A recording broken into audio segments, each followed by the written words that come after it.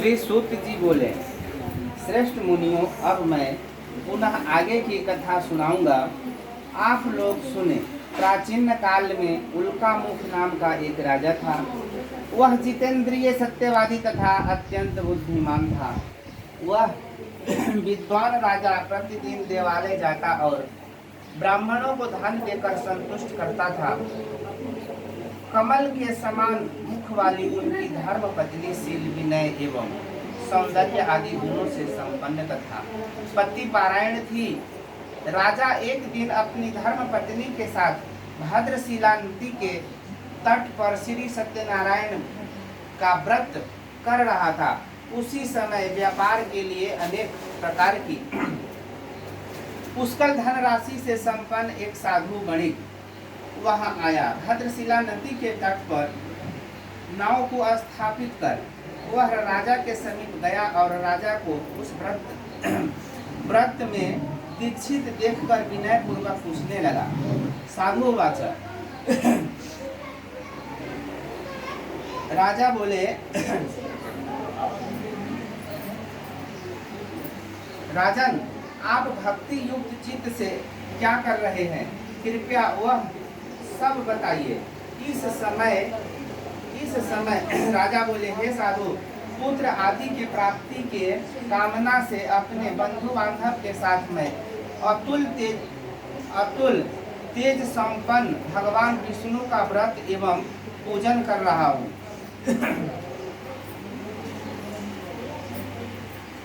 रहा हूँ। राजा की बात सुनकर साधु ने आदर पूर्वक कहा, राजन, इस विषय में आप मुझे सब कुछ विस्तार से बताएं। आपके कथना अनुसार मैं व्रत एवं पूजन करूंगा। मुझे भी संतति नहीं है, इससे अवश्य ही संतति प्राप्त होगी। ऐसा विचार कर वह व्यापार से निवृत्त हो आनंद पूर्वक अपने घर आया। उसने अपनी भार्या संतति प्रदान करने वाले इस सत्य व्रत को विस्तार पूर्वक बताया तथा जब मुझे संतति की प्राप्ति होगी तब मैं इस व्रत को करूंगा। इस प्रकार उस साधु ने अपनी भार्या लीलावती से कहा। एक दिन उसकी लीलावती नाम की सती साध्वी भार्या पति के साथ आनंद चित्त से ऋतुकालीन धर्माचरण प्रवृत्त हुई और भगवान श्री सत्यनारायण की कृपा से उसकी वह भार्या गर्भिणी हुई। 10वें महीने में उसने कन्या रत्न की उत्पत्ति हुई और वह शुक्ल पक्ष के चंद्रमा की भांति दिन प्रतिदिन बढ़ने लगी। उस कन्या का कलावती यह नाम रखा गया। इसके बाद एक दिन लीलावती ने अपने स्वामी से मधुर वाणी में कहा, आप पूर्व में संकल्पित श्री सत्यनारायण के व्रत को क्यों नहीं कर रहे हैं? साधु बोला, प्रिय, इसके विवाह के समय व्रत करूंगा। इस प्रकार अपनी पत्नी को भली भांति आश्वस्त कर वह व्यापार करने के लिए नगर की ओर चला गया। इधर कन्या कलावती पिता के घर में बढ़ने लगी। तदंतर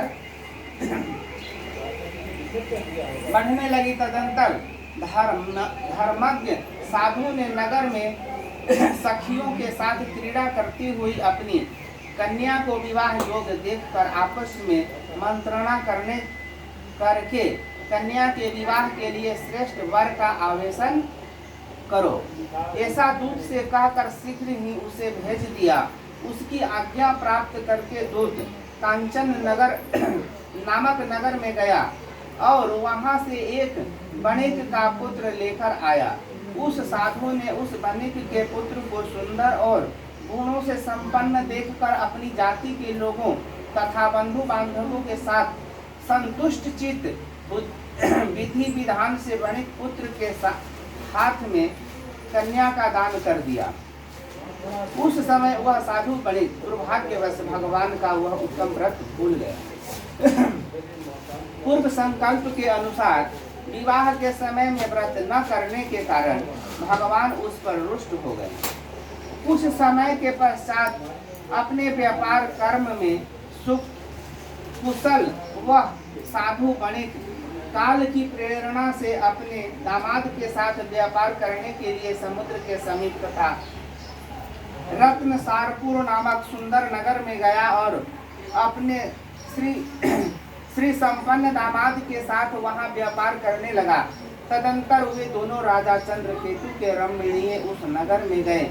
उसी समय भगवान श्री सत्यनारायण ने उससे भ्रष्ट प्रतिज्ञा देकर उसे दारुण कठिन और महान दुख प्राप्त होगा ऐसा श्राप दे दिया। एक दिन एक चोर राजा चंद्रकेतु के धन को चुरा कर वहीं आया जहां वो दोनों बनिक स्थित थे। वह अपने पीछे दौड़ते हुए दूतों को देखकर भयभीत चित्त से धन वहीं छोड़कर शीघ्र ही छिप गया। इसके बाद राजा के दूत वहां आ गए जहां वह साधु बणिक था। वहां राजा के धन को देखकर वे दूत उन दोनों बनिक पुत्रों को बांध कर ले आए और हर्ष पूर्वक दौड़ते हुए राजा से बोले, प्रभु हम 2 चोर पकड़ लाए हैं, इन्हें देखकर आप आज्ञा दें।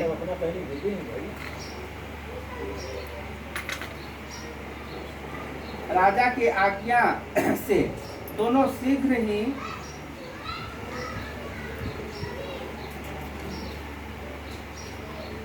आज्ञा दे। राजा की आज्ञा से दोनों शीघ्र ही दृढ़ता पूर्वक बांध कर बिना विचार किए महान कारागार में डाल दिए गए।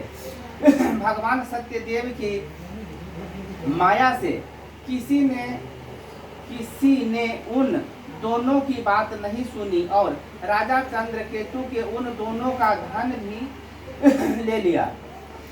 उस भगवान के श्राप से बनिक के घर में उसकी भार्या भी अत्यंत शूटिंग ले रहा है और उनके घर में सारा का सारा धन जो धन था वह चोर ने चुरा लिया। वह लीलावती शारीरिक तथा मानसिक पीड़ाओं से युक्त दुख और प्यास से दुखी हो अन्न की चिंता से दर दर भटकने लगी। कलावती कन्या भी भोजन के लिए इधर उधर प्रतिदिन घूमने लगी। एक दिन शुद्धता से पीड़ित हो वह कलावती एक ब्राह्मण के घर गई। वहां जाकर उसने श्री सत्यनारायण के व्रत पूजन को देखा। वहां बैठकर उसने कथा सुनी और वरदान मांगा। पूरा दे देता हूँ इनका। माता लीलावती ने कलावती कन्या से प्रेम पूर्वक पूछा, तुम्हारे मन में क्या है? कलावती कन्या ने तुरंत माता से कहा, माँ मैंने एक ब्राह्मण के घर में मनोरथ प्रदान करने वाला व्रत देखा है। कन्या की उस बात को सुनकर वह बनिक की भार्या व्रत करने की उद्धत हुई और प्रसन्न मन से उस साध्वी ने बंधु बांधवों के साथ भगवान श्री सत्यनारायण का व्रत किया तथा इस प्रकार प्रार्थना की, भगवान आप हमारे पति एवं दामाद के अपराध को क्षमा करें, वे दोनों अपने घर शीघ्र आ जाएं। इस व्रत से भगवान श्री सत्यनारायण पुनः संतुष्ट हो गए तथा उन्होंने नृपश्रेष्ठ चंद्रकेतु को स्वप्न दिखाया और स्वप्न में कहा, नृपश्रेष्ठ प्रातः काल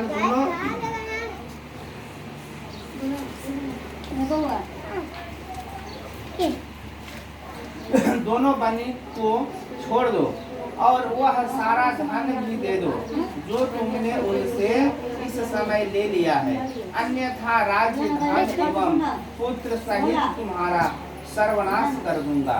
राजा से स्वप्न में ऐसा कहकर भगवान श्री सत्यनारायण अंतर्ध्यान हो गए। इसके अनंतर प्रातः काल राजा ने अपने सभासद को से साथ सभा के मध्य बैठकर अपना स्वप्न लोगों को बताया और कहा, दोनों बंदी बनिक पुत्रों को शीघ्र ही मुक्त कर दो।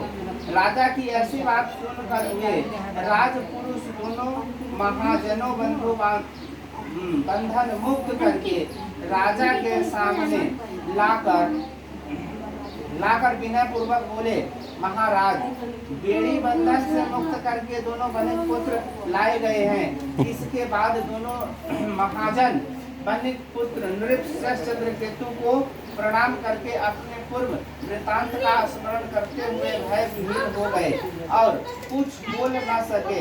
राजा ने वणिक पुत्रों को देखकर आदर पूर्वक कहा, आप लोगों प्रारब्धवश यह महान दुख प्राप्त हुआ है, इस समय अब कोई भय नहीं है। ऐसा कहकर उनकी बेड़ी खुलवाकर क्षौर कर्म आदि करवाया।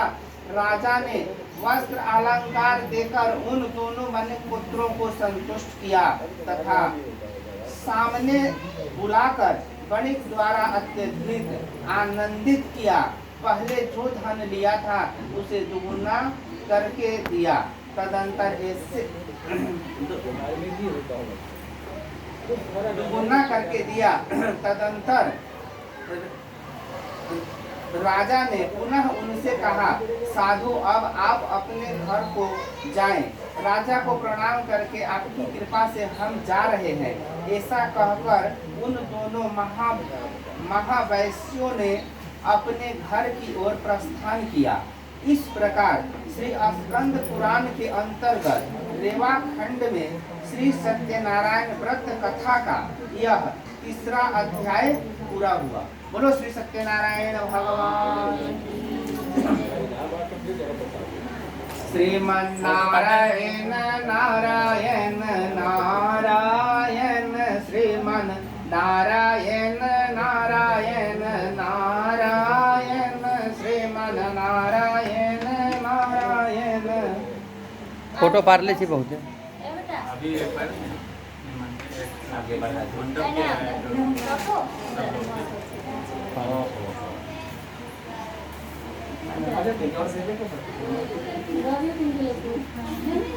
ऐसा अगर हवा करने के लिए लेते फूल का चढ़ा सकते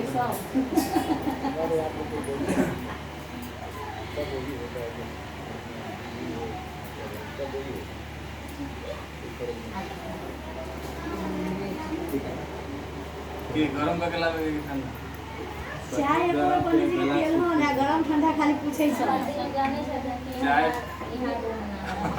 कथी ना है रूम ओपन ना है ठीक है रूम है रूम अपन है यानी व्यवस्था ना है। अरे लावा ना हम बनबै छी व्यवस्था कर ले रहते सब आज रहते इसने चाय लाना हम सब पिया लावा व्यवस्था चाय बन जाए सब आदमी के पर मेरे पंडित जी के ठगै सब व्यवस्था सब व्यवस्था है। दूध मंगा ले छी नेबो एक पैकेट। आरती में हाथ बजा के बनाबो चाय हाँ तो बनावे छी। आरती उतनी आले बना सबके अपना हाथ पिया बनाओ कुछ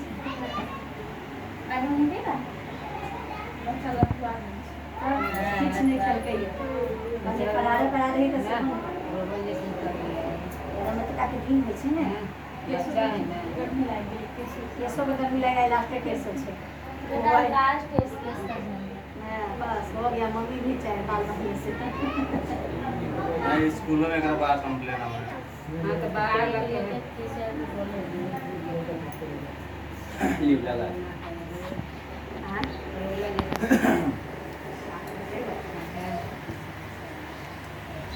बोलो श्री सत्यनारायण भगवान की।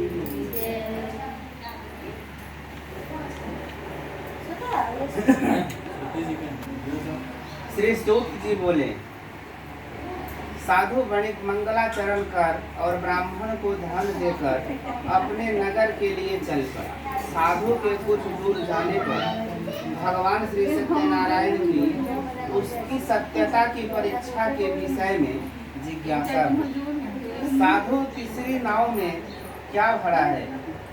तब धन के मद में चूर दोनों महाजनों ने अवहेलना पूर्वक हंसते हुए कहा, दंडनी क्यों? पूछ रहे हो क्या? कुछ द्रव्य लेने की इच्छा है क्या?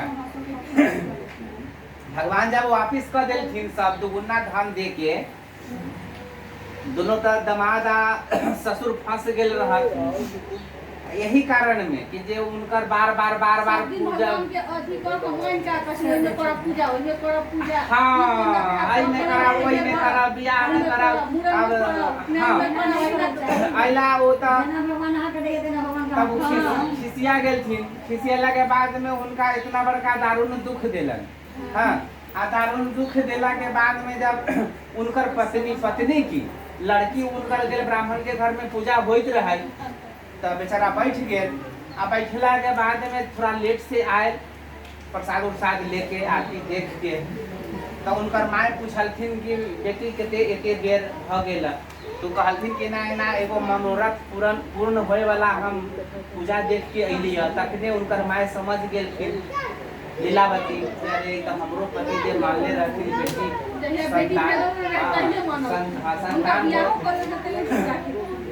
अब उ अनय बिनय के उनका दिमाग में याद आयल बात। अब उ रात भर तक सुतलन न, नींद न आयल। सवेरे सवेरे पूजा कैलन तो भगवान अति प्रसन्न हो गेलन कि राते में वही चंद्रकेतु नाम के जे राजा रहथिन स्वप्न देलथिन कि उ तू जल्दी वो बुला के उनको मुक्त करो, नहीं तो तुम्हारा सर्वनाश कर देंगे। सवेरे बुला के उनका मुक्ति दिया गेल। आगे के धन बंद होता बहुत लिया जे धन चोरी भेल रहा ले रहा ओकर दुगुना करके दे देलथिन। हाँ, बाइज्जत कपड़ा वपड़ा सब पहिरा के। आ तब भगवान के इच्छा भेले त हम देखै छी कि अभिमान एकर खत्म भेल है कि ना। तब उहे पूछे एलथिन कि अरे बन्नी किसमें क्या है, तुम्हारे नाव में क्या भरा है। तो देखिए अभी तक ओकर घमंड न चूर भेल है। कहे थी ये दंडिनी, ये ब्राह्मण, तुम्हारी कुछ इसमें से लेने की इच्छा है क्या।